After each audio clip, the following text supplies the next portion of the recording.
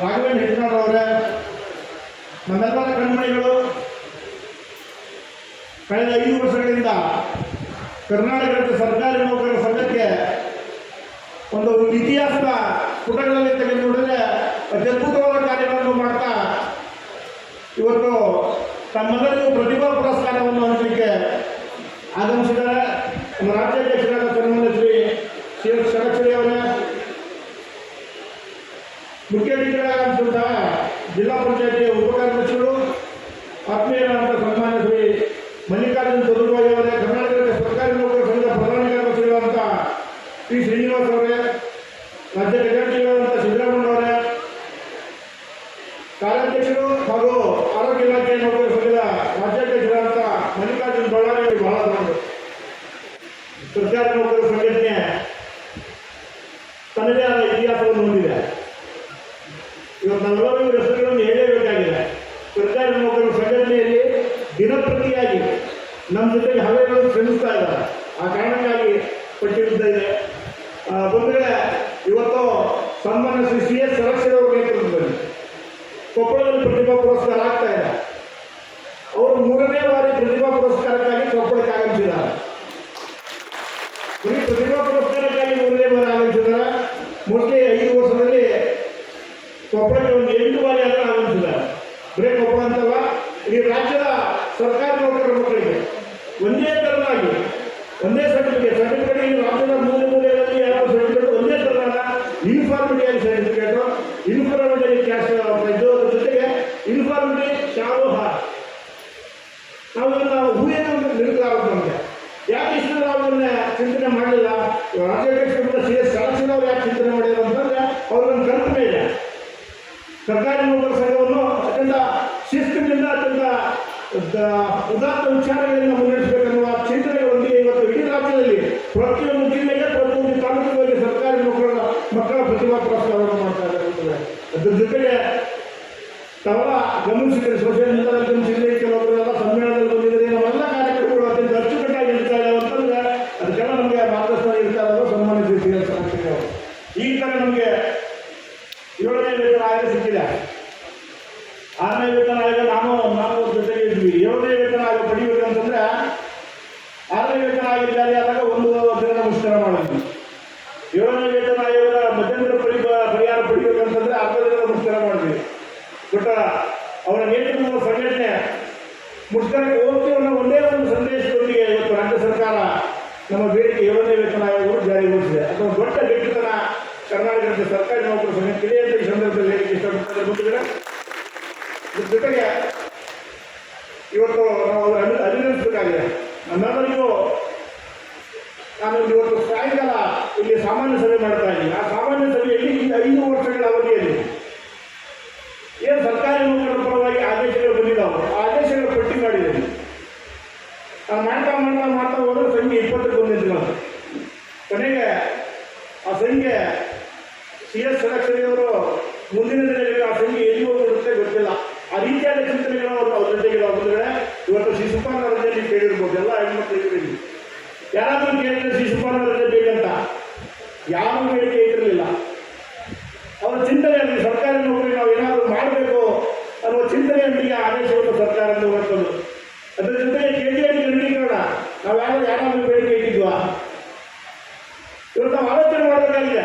ಕರ್ನಾಟಕದ ಸರ್ಕಾರಿ ನೌಕರರು ಕಳೆದ 5 ವರ್ಷಗಳಲ್ಲಿ ಏನು ಆದೇಶ ಹೊರಹೊಮ್ಮಿದವು.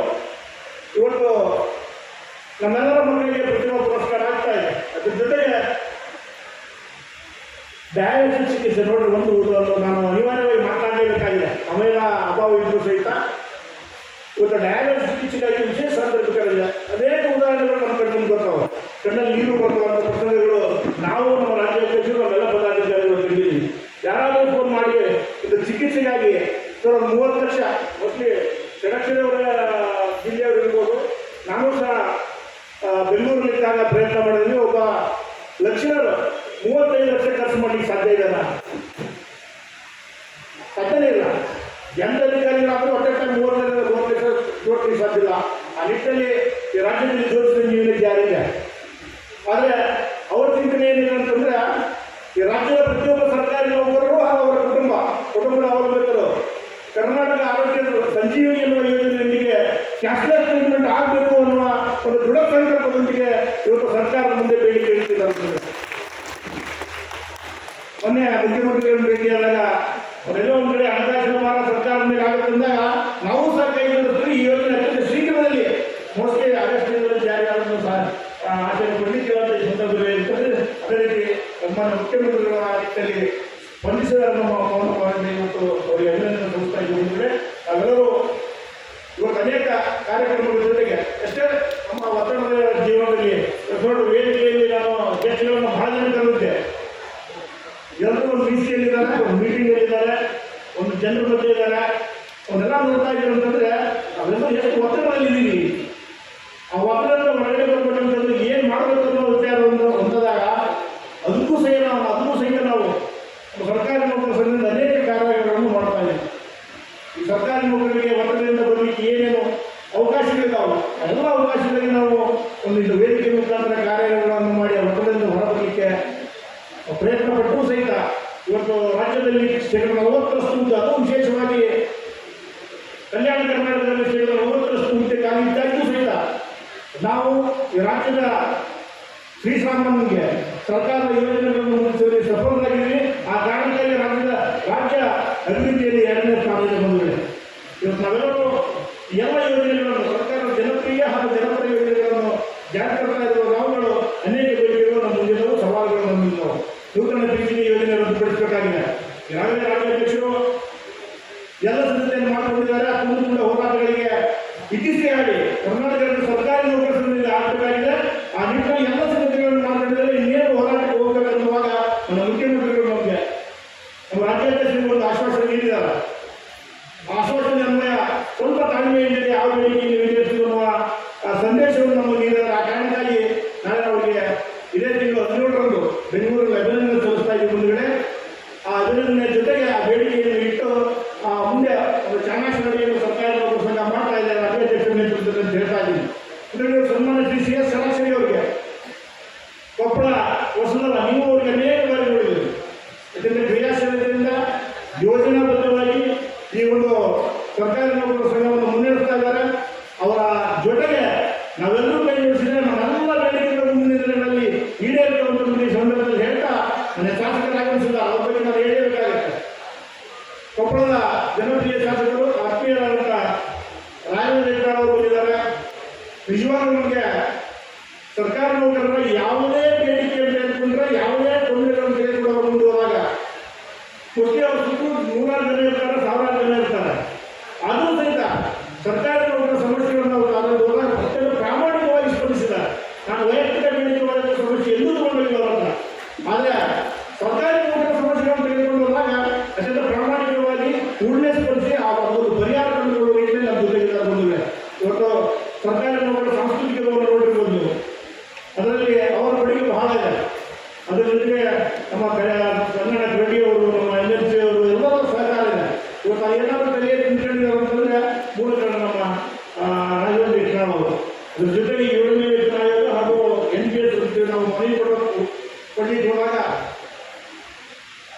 ನಾವು 5 ಗ್ಯಾರಂಟಿಯಲ್ಲಿದ್ದೀವಿ, ನಿಮ್ಮ ಬೇಡಿಕೆ ಮಾತನಾಡುವಾಗ ಎಲ್ಲೋ ಒಂದು ಆರ್ಥಿಕ ಸಂದಿಗ್ಧದಲ್ಲಿ ಸರ್ಕಾರ ಇದೆ ಅಂತ ಹೇಳಿದಾಗ ನಾವು ಒಂದು ಮಾತು ಹೇಳಿದವರಿಗೆ 5 ಗ್ಯಾರಂಟಿಗಳಲ್ಲಿ ಇವತ್ತೇನಾದರೂ ಸಾರ್ವಜನಿಕರು ಮುಟ್ಟಾಗಿ ಬಂದರೆ ಅದರ ಹಿಂದೆ ನಮ್ಮ ರಾಜ್ಯ ಸರ್ಕಾರದ ನೌಕರರ ಕೆಲಸ ಅಡಗಿದೆ.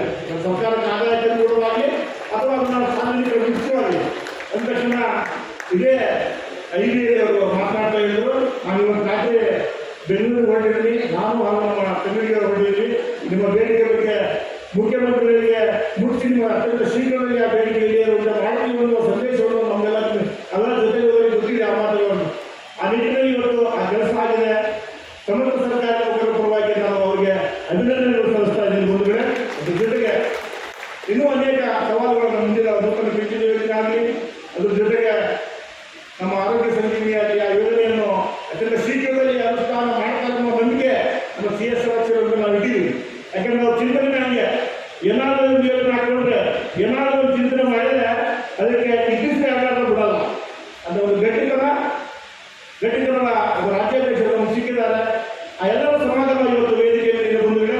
ನನ್ನ ಕೊನೆಯದಾಗಿ ನನ್ನ ಮುದ್ದು ಮಕ್ಕಳಿಗೆ ಬಹಳ ನಿರೀಕ್ಷೆ ಇಟ್ಕೊಂಡು ತಂದೆ ತಾಯಿಗಳು ಪಾಲಕರು ಕಾಯ್ತಾ ಇರ್ತಾರೆ, ನಮ್ಮ ಮಕ್ಕಳು ಏನೇನೋ ಆಗೋದ್ರಿಂದ ಕನಸ್ಕೊಂಡಿದ್ದಾರೆ. ಆ ಎಲ್ಲ ಮುದ್ದು ಮಕ್ಕಳಿಗೆ ಬಂದಿದ್ದೀರಿ, ಅವೆಲ್ಲ ಪ್ರತಿಭೆ ಪುರಸ್ಕಾರಕ್ಕೆ ಒಳಪಡ್ತಾ ಇದ್ದೀರಿ, ಸನ್ಮಾನಕ್ಕೆ ಒಳಪಡ್ತಾ ಇದ್ದೀರಿ. ನಿಮ್ಮೆಲ್ಲರಿಗೆ ನಾನು ಅಭಿನಂದನೆ ಇಷ್ಟಪಡ್ತಾ ಇದ್ದೀನಿ ಬಂಧುಗಳೇ.